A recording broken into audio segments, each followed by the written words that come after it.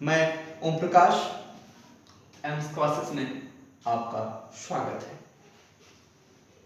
आज मैं आपको शीत युद्ध के दौर का ऑब्जेक्टिव और सब्जेक्टिव क्वेश्चन कराने वाला हूं। पहले ऑब्जेक्टिव और फिर सब्जेक्टिव की बात करेंगे। तो चलिए चलते हैं पहले ऑब्जेक्टिव की ओर। तो देखिए, ऑब्जेक्टिव में जो प्रश्न पहला है वह है शीत युद्ध का दौर कब से कब तक रहा। तो इसका उत्तर है 1945 से 1991 ईस्वी तक। दूसरा प्रश्न है पूंजीवादी विचारधारा का नेतृत्व कौन कर रहा था। तो पूंजीवादी विचारधारा का नेतृत्व अमेरिका कर रहा था। उसी तरह अगला प्रश्न है साम्यवादी विचारधारा का नेतृत्व कौन कर रहा था। तो इसका उत्तर है सोवियत संघ। अगला प्रश्न है प्रथम विश्व युद्ध कब से कब तक लड़ा गया। तो इसका उत्तर है 1914 ईस्वी से 1918 ईस्वी तक। अगला प्रश्न द्वितीय विश्व युद्ध कब से कब तक लड़ा गया। तो इसका उत्तर है 1939 ईस्वी से 1945 ईस्वी तक। इसके बाद जो अगला प्रश्न है कि धुरी राष्ट्र में कौन कौन से देश शामिल हैं। तो धुरी राष्ट्र में इटली, जर्मनी और जापान शामिल थे। तो ये कुछ ऑब्जेक्टिव्स हैं। इसके बाद और भी प्रश्न आते हैं जिसका हम आगे वर्णन करेंगे। चलिए। हाँ, तो मैं बोल रहा था ऑब्जेक्टिव के बारे में। तो देखिए, अगला ऑब्जेक्टिव जो है वह यह बनता है कि मित्र राष्ट्र में कौन कौन से देश शामिल थे। तो मैंने इसका सीधा उत्तर ही लिख दिया है कि मित्र राष्ट्र में अमेरिका, रूस और फ्रांस शामिल थे। इसी तरह अगला प्रश्न जो हमने लिखा है वह है कि रूसी या बोल्शेविक या लाल क्रांति, यानी कि तीनों एक ही नाम है और इसका अलग अलग हम लोग नाम से जानते हैं, लेकिन ये तीनों एक ही चीज है। रूसी या बोल्शेविक या लाल क्रांति कब हुई। तो 1917 में हुई। और यह कहां हुई। तो रूस में हुई थी। उसके बाद आगे द्वितीय विश्व युद्ध के बाद अमेरिका और रूस महाशक्ति बनकर उभरे। तो इसको प्रश्न के रूप में यदि देगा तो इस तरह से देगा कि द्वितीय विश्व युद्ध के बाद कौन से दो देश महाशक्ति बनकर के उभरे। तो रूस और अमेरिका। फिर आगे देखते हैं कि शीत युद्ध किनके किनके बीच हुआ। तो शीत युद्ध अमेरिका और रूस के बीच हुआ। उसके बाद देखिए, एक प्रश्न है कि केनेडी कौन थे। और इसका सीधा हमने उत्तर यहां लिखा है कि केनेडी अमेरिकी राष्ट्रपति थे। फिर आगे चलते हैं खुश्चेव। तो इसी तरह प्रश्न बनेगा कि खुश्चेव कौन थे। तो इसका उत्तर ही मैंने लिख दिया है सीधा कि खुश्चेव सोवियत संघ के महासचिव थे। यानी कि सोवियत संघ जो कई देशों का समूह था जिसे यूएसएसआर भी कहा जाता है। अब यूएसएसआर तो रहा नहीं, लेकिन यूएसएसआर में जो सर्वेसर्वा सर्वोच्च पद होता था वह महासचिव का होता था। तो फिर देखिए आगे हम चलते हैं कि सोवियत संघ का जो अंतिम महासचिव वह कौन था। तो मैंने सीधा लिखा है कि मिखाइल गोर्बाचोव सोवियत संघ के अंतिम महासचिव थे।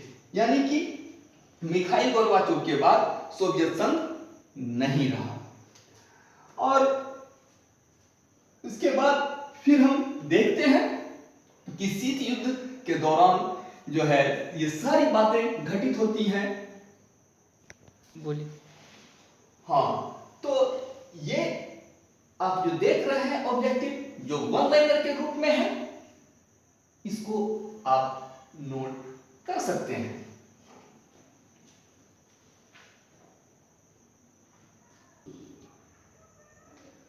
हम चलते हैं अगले प्रश्न की ओर कि उत्तरी वियतनाम और दक्षिणी वियतनाम को कौन सी रेखा अलग करती है। तो उत्तर है 17वीं समानांतर रेखा। और फिर अगला प्रश्न हमारा है 38वीं समानांतर रेखा किसको किससे अलग करती है। तो इसका है उत्तर उत्तर कोरिया को दक्षिण कोरिया से।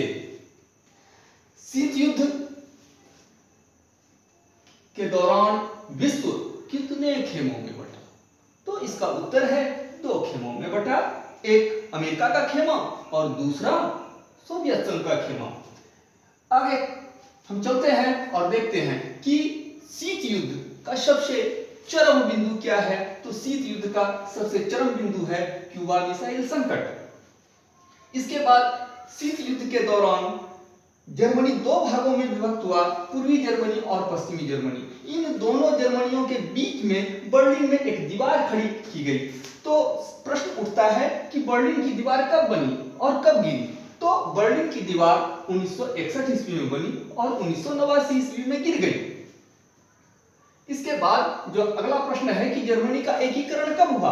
तो जर्मनी का एकीकरण 1990 में हुआ। नाटो की स्थापना कब हुई? तो नाटो की स्थापना 1949 ईस्वी में हुई।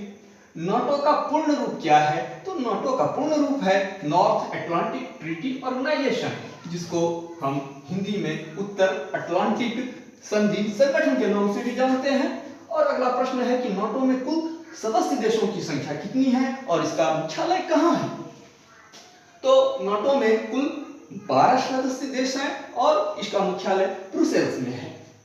सीटो की स्थापना कब हुई? तो 1954 ईस्वी में हुई। और नाम की स्थापना कब हुई? तो नाम की स्थापना 1961 ईस्वी में हुई।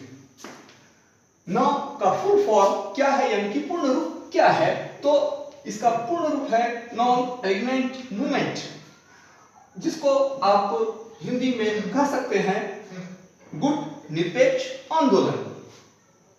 नाम में कुल कितने सदस्य देश हैं? तो नाम में कुल 116 सदस्य देश हैं और इसका पहला सम्मेलन बेलग्रेड में 1961 ईस्वी में हुआ था। क्यूबा मिसाइल संकट 1962 ईस्वी में हुआ और सोवियत संघ का पतन 25 दिसंबर 1991 ईस्वी में हुआ। साथ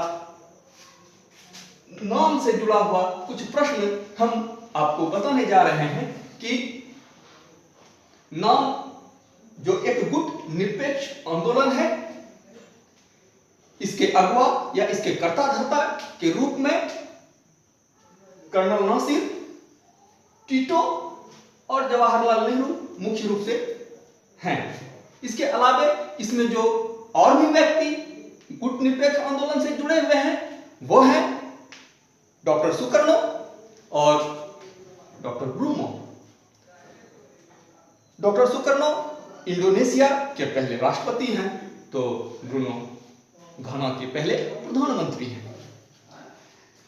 ये तो हुई बात ऑब्जेक्टिव की। अब हम चलते हैं सब्जेक्टिव की ओर और कुछ प्रश्नों को देखते हैं। तो चलिए अब सब्जेक्टिव क्वेश्चन की ओर। तो पहला प्रश्न है शीत युद्ध क्या है? तो शीत युद्ध क्या है, इसका उत्तर होगा जब 2 या 2 से अधिक देशों के बीच वातावरण उत्तेजित और तनावपूर्ण हो किंतु वास्तविक रूप से कोई युद्ध ना हो, तो इसे शीत युद्ध कहा जाता है। जैसा कि अमेरिका और सोवियत संघ के बीच 1945 से लेकर के 1991 ईस्वी तक हुआ। फिर अगला प्रश्न जो है वह है क्यूबा मिसाइल संकट क्या है या इससे क्या समझते हैं? तो इसका उत्तर है सोवियत संघ द्वारा शीत युद्ध के दौरान क्यूबा में परमाणु हथियारों से लैस मिसाइलों को तैनात करने के कारण अमेरिका और सोवियत संघ के बीच तनावपूर्ण स्थिति पैदा हो गई और लगा कि अब युद्ध होकर रहेगा। और इसी स्थिति को इतिहास में क्यूबा मिसाइल संकट के नाम से जाना जाता है।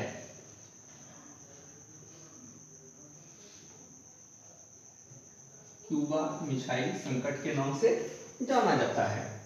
और उसके बाद है डॉक्टर सुकर्णो कौन थे? तो डॉक्टर सुकर्णो इंडोनेशिया के पहले राष्ट्रपति थे जिन्होंने इंडोनेशिया के स्वतंत्रता संग्राम में अपना नेतृत्व दिया और जीवन भर साम्राज्यवाद का विरोध किया और बांडुंग सम्मेलन का आयोजन किया।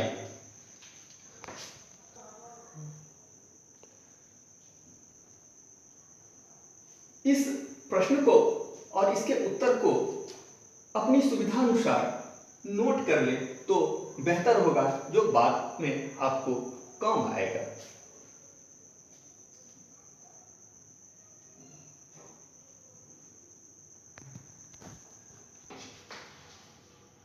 तो प्रश्न देखिए हमारे सामने में जो है वाने एन क्रुमा कौन थे? तो वाने एन क्रुमा कौन थे? इसका जो उत्तर आएगा, अफ्रीकी देश घाना के स्वतंत्रता संग्राम के अगुआ और घाना के पहले प्रधानमंत्री थे। नव उपनिवेशवाद और साम्राज्यवाद का विरोधी तथा अफ्रीकी एकता और समाजवाद के पक्षधर थे। और फिर हम बढ़ते हैं अगले प्रश्न की ओर। तो गुटनिरपेक्ष आंदोलन से क्या समझते हैं, जिसको अंग्रेजी में हम नाम से जानते हैं? इसका उत्तर होगा, गुटनिरपेक्ष आंदोलन से हमारा तात्पर्य यह है कि देशों का ऐसा समूह जो न तो पूंजीवाद का और न ही समाजवाद का या साम्यवाद का समर्थक हो। यह आंदोलन विश्व में शांति और सहयोग को बढ़ावा देने के साथ साथ शीत युद्ध के बढ़ते दायरे और प्रसार को रोकने के लिए चलाया गया था। अगला प्रश्न जो हमारा है कि मार्शल योजना क्या है?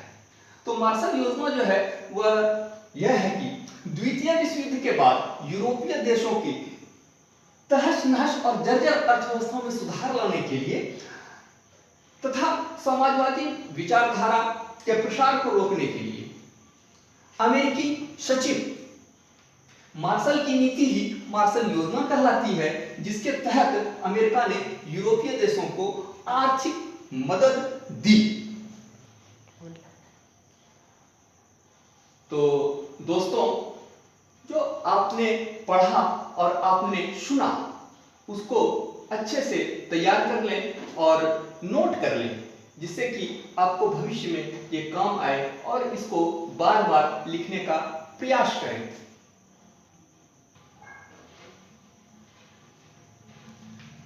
उम्मीद करता हूं कि ये वीडियो जो मैंने बनाया ये आप लोगों को अच्छा लगा होगा, और यदि अच्छा लगा होगा तो सब्सक्राइब और लाइक करना न भूलेंगे। फिर मिलते हैं हम अगले वीडियो में अगले अध्याय के साथ में, जिसका नाम है दो ध्रुवीयता का अंत। धन्यवाद।